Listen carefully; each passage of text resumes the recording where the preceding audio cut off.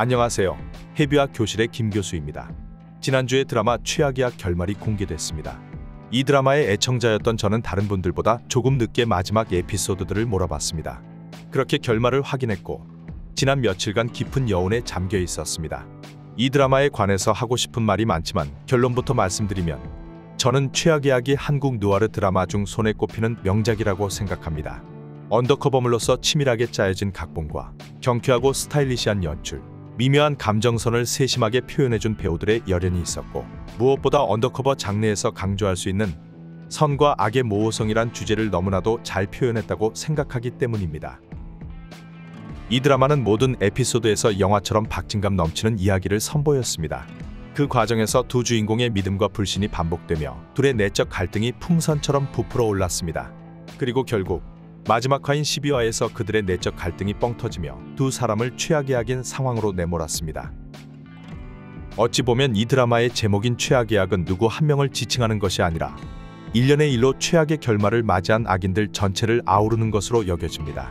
왜냐하면 극 중에 나왔던 악인들 대부분이 경찰에 검거되거나 비참한 최후를 맞거나 원치 않은 결말을 얻어야 했기 때문입니다. 물론 이 인물 속에는 박준모와 정기철도 포함되어 있습니다. 그렇다면 두 주인공이 극 중에서 맞이한 결말이 왜 그들에게 최악이었는지 제가 생각하는 관점에서 말씀드리겠습니다. 먼저 박준모입니다. 그는 아내와 처가 식구들을 향한 열등감과 자격지심 때문에 이번 임무를 수락했습니다. 그리고 아내보다 높은 위치에 서기 위해 두 계급 특진이란 목표를 향해 물불 안 가리고 달렸습니다. 그의 목표는 오로지 정기철을 검거하는 거였습니다. 그 과정에서 살인까지 행하게 되지만 이는 그저 악인을 잡기 위한 정당한 행동이었다고 치부합니다. 그리고 마지막 결정적인 순간 그가 정기철을 향해 방아쇠를 당긴 이유는 여러 추측이 가능합니다. 정기철이 자살해버리면 자신과 아내가 죄책감 속에서 살아야 하기 때문일 수도 있고 아내의 마음이 자신보다 정기철에게 더 기울어졌다는 질투 때문일 수도 있습니다. 하지만 저는 준모가 그 상황이 아니었더라도 결국 정기철을 죽였을 거라고 생각합니다. 비록 정기철에게 한번 도망칠 기회를 줬지만 이는 정기철의 어머니와 여동생을 직접 봤고 여동생으로부터 오빠를 지켜달라는 부탁을 받았기 때문에 일말의 연민으로 정기철에게 한 번의 기회를 줬을 겁니다. 지창욱 배우는 지난 인터뷰에서 우정이나 브로맨스는 염두하지 않았고 정기철을 무조건 잡아야 한다는 것에만 초점을 맞췄다라고 했습니다. 더불어 정기철에게 가진 감정은 그저 일말의 연민과 안쓰러움 정도라고 덧붙였습니다.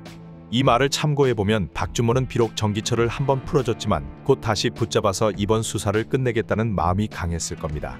이 때문에 서도영 형사의 죽음을 확인했을 때 선배의 죽음에 안타까움을 표하기보다 수사 중에 벌어진 살인을 정당화하는 모습을 보입니다.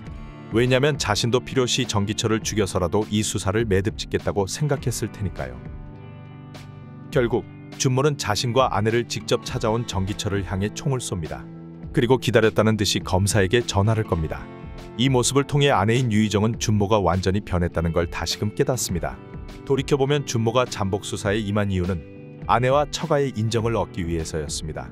하지만 드라마 결말에서 준모는 아내와 멀찌감치 떨어져 앉은 채 다시는 그녀와 가까워질 수 없는 관계가 돼버린 모습을 보여줍니다. 이 드라마의 결말에서 그는 사랑하던 아내와 존경하던 선배를 잃었습니다. 비록 두 계급 특진이라는 성과를 얻었지만 그를 축하해주고 반겨주는 사람은 전혀 없어 보입니다. 이제 그는 누구에게도 의지할 수 없는 혼자가 되었습니다. 불우한 가정에서 홀로 어렵게 살아온 준모이기에 다시 혼자가 된 이 상황이 어찌 보면 그가 맞이할 수 있는 여러 결말 중 최악의 결말이라고 할 수 있을 겁니다. 다음은 정기철입니다. 기철은 돈과 성공을 위해 누구보다 치밀하고 냉철하게 살아왔습니다. 그리고 강력한 추진력과 결단력으로 어린 나이에 강남연합 두목에 올랐습니다. 조직에서 높이 올라갈수록 외로움의 강도가 커진다라는 말이 있듯이 어린 나이에 두목이 된 그는 언제부턴가 큰 외로움을 가슴에 담고 있었을 겁니다. 비록 친한 친구인 정배와 희성이가 있다 해도 그들로는 깊은 외로움을 떨쳐내지 못했을 것입니다. 그러던 어느 날 자신과 너무나도 닮은 남자 권승호를 만나게 됩니다. 그리고 얼마 지나지 않아 자신의 첫사랑인 유희정을 만납니다. 의심스럽게도 두 사람은 서로 아는 사이였지만 기철은 이들에 대한 의심을 애써 걷어냅니다. 그리고 곧이어 치밀하고 냉철했던 그의 이성이 무뎌지기 시작합니다. 결국 기철은 권승호와 유희정을 향한 믿음을 드러내고 권승호의 충직과 유희정의 사랑을 얻었다고 확신합니다. 그제야 그는 가슴속 있던 외로움을 어느 정도 지울 수 있었습니다. 그때부터 강남연합의 두목이 아닌 평범한 일반인의 삶을 꿈꾸기 시작합니다. 아마도 이때가 기철에겐 가장 행복했던 시간일 겁니다. 그런데 가장 행복한 순간에 그를 향한 비극이 휘몰아칩니다. 절친한 친구였던 정배와 희성이 조직을 장악한 채 기철을 몰아냅니다. 경찰에 붙잡힌 기철은 권승호에 의해 가까스로 도망치지만 얼마 지나지 않아 믿었던 권승호가 사실은 경찰이었다는 사실을 알게 됩니다. 그리고 뒤이어 자신이 믿고 의지했던 권승호와 유희정이 부부였다는 것도 알게 되죠. 모든 사실을 알게 된 기철은 자신을 속인 두 사람과의 대면에서 이런 말을 합니다. 내가 아무리 죄인이더라도 그 사람 믿음을 이용하고 속이는 건 그건 죄가 아니에요? 기철의 이 대사는 드라마를 관통하는 핵심 주제이기도 했습니다. 드라마 초반엔 기철을 비롯한 폭력 조직원들이 절대적 악인으로 보이지만 드라마 후반부에선 언더커버 임무에 가담한 모든 이들이 악인으로 여겨지기도 합니다. 이로 인해 시청자들은 악인을 잡기 위해 악인이 된 사람들에게 어느 정도의 면죄부를 줘야 할지 고민에 빠지기도 합니다. 어쨌든 기철은 박준모와 유희정 앞에서 사망합니다. 폭력조직 두목으로 살아온 그는 자신의 죽음에 대해서 많이 생각해왔을 겁니다.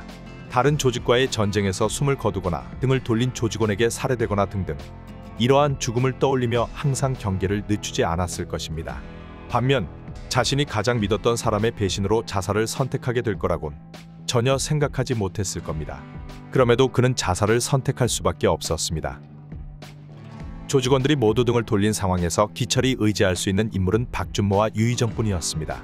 진정한 내 편으로 여겼던 이 두 사람이 사실은 오래전부터 자신의 편이 아니었다는 사실에 직면한 순간 기철의 마음속엔 다시금 깊은 외로움이 떠올랐을 겁니다. 그리고 그 외로움은 여느 때보다 훨씬 더 강렬했을 것입니다. 기철은 어떻게든 떨쳐내고 싶었던 외로움에 휩싸인 채 죽음을 맞이합니다. 그에겐 이보다 더 최악의 결말은 없을 것으로 보입니다. 두 남자 주인공과 마찬가지로 유희정과 혜련 또한 비극적인 결말을 맞이합니다. 하지만 최악까지는 아닌 듯 보입니다. 유희정은 남편과 사이가 멀어졌지만 그것이 그녀의 인생을 최악으로 내몰진 않을 겁니다. 혜련도 비록 그녀의 아버지가 공안들에게 붙잡혔지만 그게 그녀의 인생을 나락으로 떨어뜨리진 않을 것입니다. 이 두 여성만큼은 최악의 결말을 맞이하지 않아서 다행으로 보이기도 합니다. 어쨌든 저는 박준모와 정기철만큼이나 유희정과 혜련의 캐릭터가 좋았다고 생각합니다. 이 두 여성이 있었기에 드라마가 더 복잡해지고 강렬해질 수 있었습니다. 어쩔 수 없이 기철과 가까워져야 했던 유희정은 처음엔 그저 남편을 구하기 위한 연기라고 여겼을 겁니다. 하지만 자신만을 지고지순하게 사랑해주는 기철 때문에 감정의 혼란을 느낀 듯합니다. 그에 반해 점점 다른 사람으로 변해가는 박준모에겐 신뢰를 잃은 듯합니다. 두 남자 사이에서 어떤 선택을 해야 할지 고민하는 유희정이란 캐릭터가 있었기에 기존의 언더커버물에서 볼 수 없었던 주인공들의 복잡한 감정선이 만들어졌다고 생각합니다. 또한 박준모를 좋아하는 혜련이란 캐릭터가 있었기에 주인공들의 감정적 긴장감이 극에 달할 수 있었습니다. 혜련은 천천히 진행되던 박준모의 변화에 가속을 붙여준 인물입니다. 돌이켜보면 혜련을 만난 뒤로 박준모는 빠르게 다른 사람으로 변해갔습니다. 그리고 혜련의 애정 공세에 박준모의 마음은 어느 순간 그녀에게로 기울었습니다. 아마도 이때 박준모는 확신했을 겁니다. 아내인 유희정도 결국 정기철에게 마음이 빼앗겼을 거라는 것을요. 그래서 그 순간 박준모는 아내와의 관계를 다시 예전처럼 되돌릴 수 없다는 걸 직감했을 겁니다. 사실 저는 이 드라마가 방영되는 내내 박준모와 유희정의 해피엔딩을 기대했습니다. 드라마 초반에 보였던 둘의 모습이 너무나 보기 좋았기 때문입니다. 하지만 회차를 거듭할수록 제 바람과 다르게 두 사람은 점점 더 확실한 비극으로 향해 갔습니다. 결국 후반부에서 두 사람의 관계는 돌이킬 수 없을 정도로 깨져버렸습니다. 그렇게 싸늘함과 쓸쓸함을 남기며 둘의 이야기는 마침표를 찍게 됩니다. 그리고 그제야 해피엔딩을 기대했던 제가 바보 같았다는 걸 깨달았습니다. 이 드라마 속 결말은 느와르 드라마가 할 수 있는 최고의 선택을 했습니다. 일반적으로 범죄와 폭력을 다루는 느와르 장르는 비정한 시선으로 세상을 바라보며 이야기를 전달합니다. 그리고 그 이야기를 통해 싸늘함과 쓸쓸함 그리고 처연함까지 전해줍니다. 이로써 관객이나 독자들은 인간의 어두운 본성을 다시금 깨닫게 됩니다. 드라마 최악의 악은 이야기가 진행되는 내내 강렬한 액션과 뜨거운 감정을 전해줬습니다. 하지만 결말에선 생각지도 못한 비수를 꽂으며 시청자들에게 싸늘함과 쓸쓸함을 선사했습니다. 이러한 결말 덕에 저는 뜨겁게 달아오른 감정을 차갑게 식힐 수 있었고 비정한 시선으로 이 드라마 내용을 곱씹을 수 있었습니다. 시청자들에게 이러한 경험을 선물해 줄 수 있는 건 느와르 장르만이 할 수 있는 특별한 점이라고 생각됩니다. 그래서 싸늘함과 쓸쓸함 그리고 처연함까지 느끼게 해준 드라마 최악의 아기. 한국 누아르 드라마를 대표하는 레전드 명작에 해당된다고 생각합니다. 오늘의 분석 리뷰는 여기서 마치겠습니다. 영상이 유익하셨다면 구독과 좋아요 한 번씩 부탁드립니다.